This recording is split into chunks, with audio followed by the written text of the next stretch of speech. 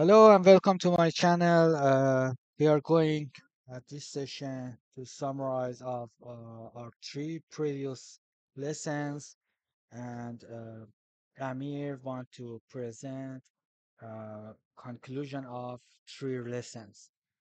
Okay, Amir, go ahead, please.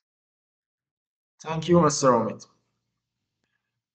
In the past meetings, we talked about three important topics in cybersecurity: DNS, DNS attacks, and DNS mitigation, phishing, MAC, types of IP, DHCP, IP spoofing, and MAC spoofing.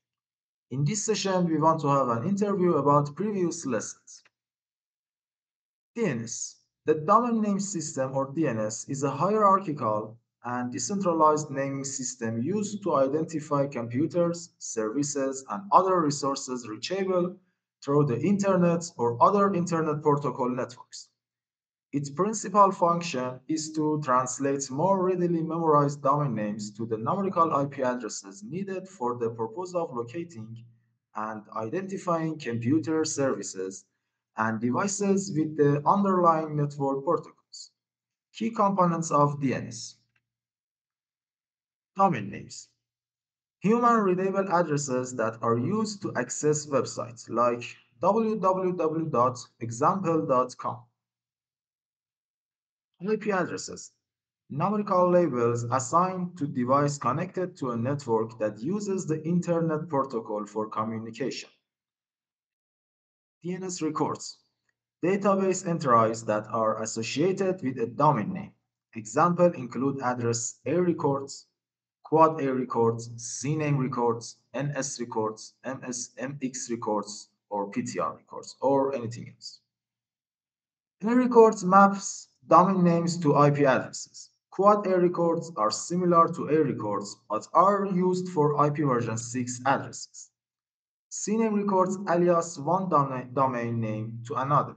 For example, when we want to set two domain name for one IP addresses, we use CNAME record. NS record specify the name servers for the domain. MX record direct email traffic to the appropriate mail server. PTR records are a type of DNS record used in the reverse DNS system. While most DNS records map domain names to IP addresses, PTR records do the opposite. They map IP addresses to the domain names, allowing for reverse lookups. And usually, administrators use this method for troubleshooting. DNS query. A DNS query, also known as a DNS request, is a process that acts when you type a domain name into your web browser. Your computer sends a DNS query to your configured DNS server, usually set by your ISP, unless explicitly changed to a public DNS like Google's or Cloudflare. Name server, or NS. Specialized servers on the internet that handle queries or requests from your local computer to resolve a domain name to an IP address. To put it simply, if DNS doesn't have answer of your query, ask it from another DNS server. We call that DNS server name server. Recursive resolve. The DNS server first acts as a recursive resolver, which means it operates in a manner that allows it to make additional requests to fulfill the client's DNS query. Root name server. The DNS resolver queries one of the root name servers. We have 13 root servers in the world. TLD name server. The resolver then makes a request to the appropriate TLD name server. This server manages information for the top level domains, such as .com, .org, .net, or anything else. And they know the name servers for the second level domains within their categories. SLD name server, or second level domain name server. When a TLD name server is asked about a specific domain, it will refer to the SLD name servers that are authoritative for that second level domain. If we want to speak about authoritative DNS server generally, authoritative DNS server is a name server that has the complete, updated, and accurate set of DNS records for a domain. An authoritative server doesn't need to query other servers to resolve the domain names for which it's authoritative. DNS cache.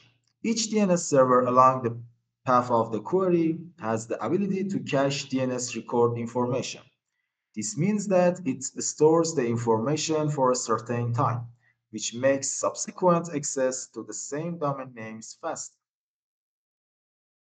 DNS security considerations. DNS has several security concerns, such as DNS spoofing or cache poisoning, where bad actors redirect traffic from legitimate servers to malicious ones. To address these various forms of DNS security, like DNSSEC or DNS security extensions, have been developed and providing authentication for DNS data. DNS is an essential component of the Internet's functionality and user experience, translating the names we can understand and remember into numerical identifiers that the machines use to serve content. Okay, let's talk about phishing. Phishing is a type of social engineering attack, often used to steal user data, including login credentials and credit card numbers. It occurs when an attacker, masquerading as a trusted entity, dupes a victim into opening an email, instant message, or text message. The recipient is then tricked into clicking a malicious link, which can lead to the installation of malware, the freezing of the system as part of a ransomware attack, or the revealing of sensitive information. Common phishing techniques: email spoofing or email phishing. Common form of attack where emails are sent pretending to be to be from reputable companies to induce individuals to reveal personal information. Spear phishing. Tailored attacks where the attacker has some information about the victim and creates a personalized message to gain the victim's trust. Wallet, a form of spear phishing targeted at senior executive and other high-profile targets. Smishing and vishing. Phishing conducted via smishing and voice uh, means smishing and vishing. Clone phishing. An attacker uses a legitimate and previously delivered email that contains an attachment or link, clones it, and swap out the attachment or link with a malicious version. Domain spoofing. The phisher uses a domain name that looks like a legitimate domain to trick users into thinking they are interacting with the actual entity. Education and awareness as the best techniques for reduce phishing attacks. Teaching users how to recognize phishing attempts is one of the most effective defense strategies. Phishing remains a significant threat because it relies on exploiting human psychology rather than vulnerabilities in software or operating systems. Constant vigilance and education are necessary to protect against phishing attacks. Okay, it's time to talk about IP or Internet Protocol. The Internet Protocol or IP is the principal set of digital message format and rules for exchanging message between computers across single networks or interconnected networks using the Internet Protocol Suite, often referred to as a TCP/IP.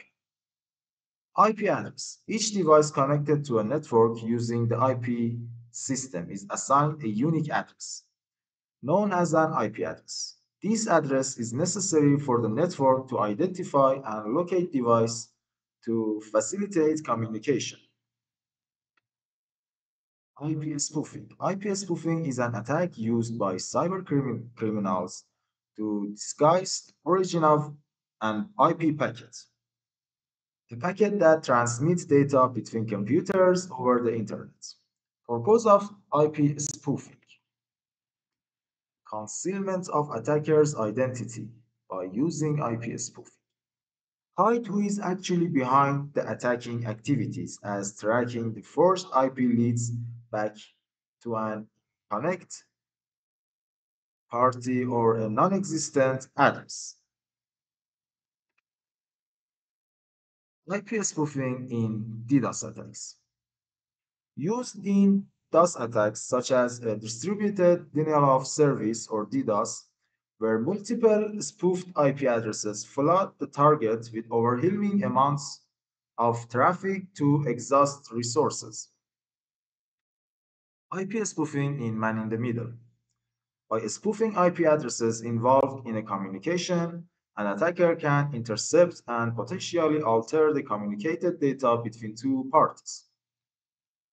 Okay, Mr. Omid, in previous sessions, you asked me to research about some important topics about cybersecurity that I prepared them in this session.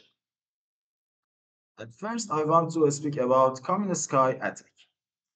The Kaminsky attack refers to a critical DNS security vulnerability discovered by Dan Kaminsky, a well-known security researcher in 2008. This vulnerability took advantage of a fundamental flaw in the domain name system or DNS, which is a core component of the internet infrastructure. The flaw allowed an attacker to conduct cache poisoning, a technique for corrupting a DNS resolver's cache with fraudulent DNS data. By exploiting this vulnerability, an attacker could redirect users to malicious websites, intercept their communications, or cause disruption by directing legitimate traffic to unauthorized IP addresses. This attack was particularly dangerous because it could be executed with relative ease, leading to widespread concern among security professionals and internet service providers. In response to these threats, the security community worked to patch the vulnerability and implement additional measures to secure the DNS infrastructure. Dan Kaminsky coordinated a massive, synchronized effort involving major technology companies, internet service providers, and other stakeholders to address the vulnerability. The most significant outcome of this effort was the development and deployment of a security patch known as the Kaminsky patch to mitigate the vulnerability across DNS resolvers. Number two was, what is authenticity and integrity in total difference? Authenticity and integrity are two critical concepts in information security, and while they are complementary and they represent different aspects of security measures.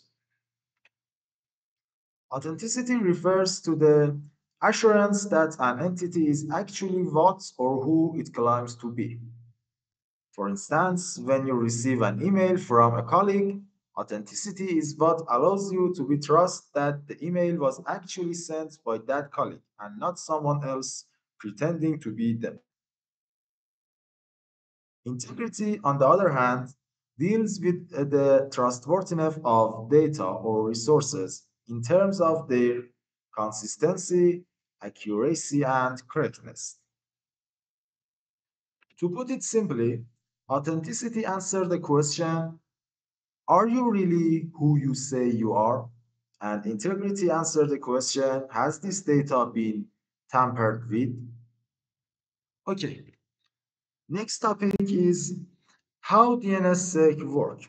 DNSSEC is a suite of extensions to the domain name system that provides a layer of security to the otherwise insecure protocol. It adds cryptographic signatures to existing DNS records to ensure that the authenticity and integrity of response data. What are the best practices in cybersecurity? Cybersecurity best practices are continually evolving, but there are fundamental principles and strategies that organizations and individuals should adopt to protect against a wide range of cyber threats like risk assessments, security policies and training, strong password, regular backups, and anything else. Patch management process. Patch management is a critical security process in the field of cybersecurity that involves uh, acquiring, testing, and installing multiple patches, code changes, on existing applications and software tools on computer systems. These patches are often necessary to correct security vulnerabilities and other bugs and improve system usability and performance. Here is a detailed overview of the typical patch management process. Inventory of assets. Before you can patch systems, you need to know what is in your environment. This includes all servers, workstations, mobile devices, network hardware, and any other devices that connect to your network. Vulnerability identification.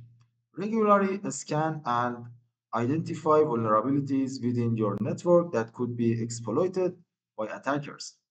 These include identifying the software or systems that need updates or patching.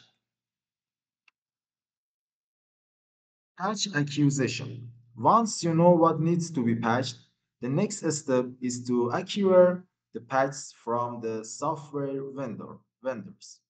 It's important to get these from reputable sources to avoid introducing malware into your system.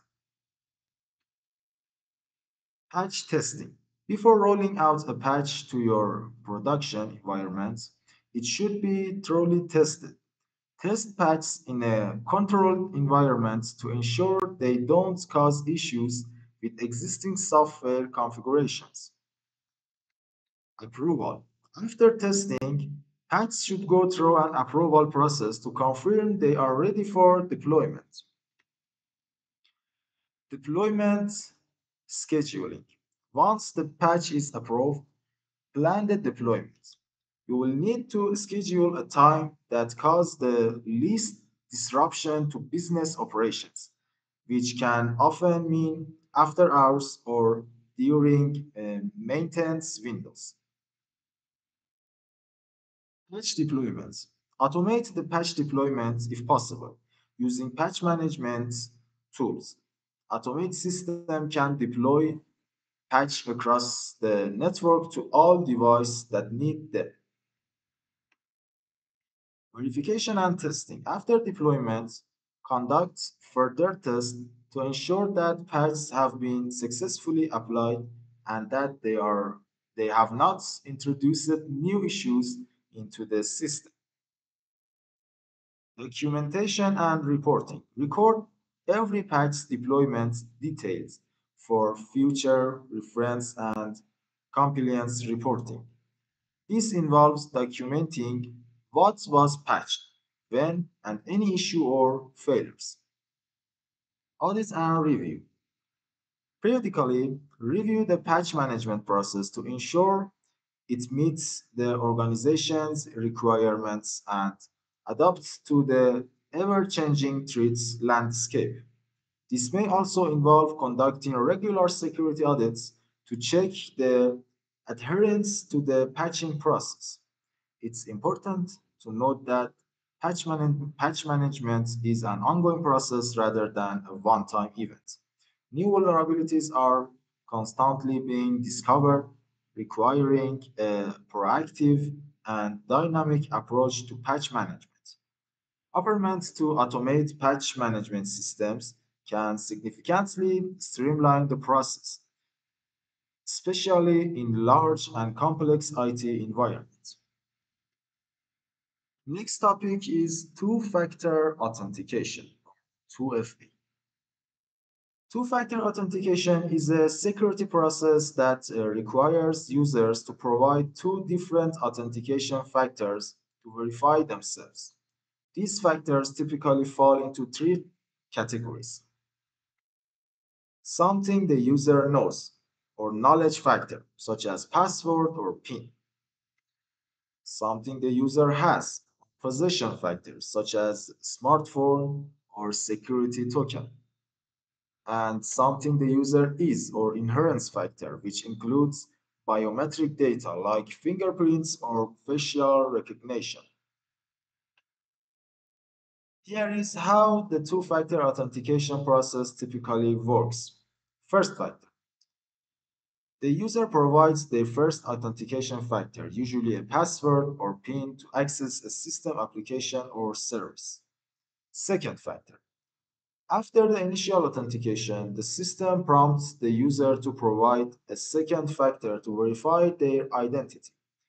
This could involve entering a one-time code sent to their mobile device, using a biometric scan, inserting a physical smart card, or employing a software token, among other methods.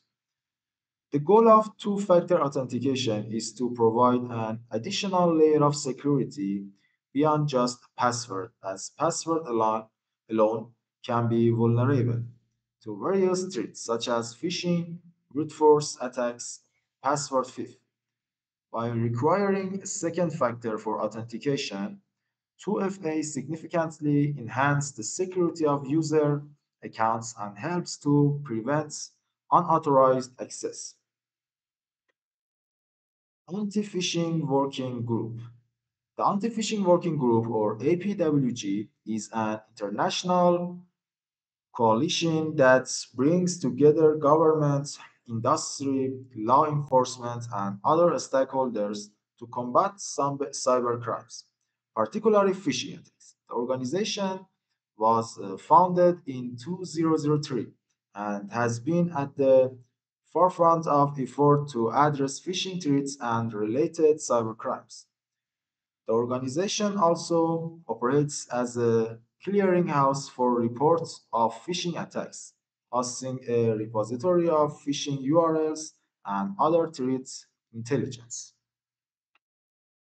And thank you for your time and listening to my presentation. And finally, I would like to thank you, Mr. Omid, for the efforts you made from me and the effective advice you gave me on the way to becoming a professional. Thank you. Okay, Amir, your presentation was awesome. I really enjoyed it. You did a great job of explaining your previous lessons in a clear and concise way. I could tell that you put a lot of work into it. Yes, and it really showed.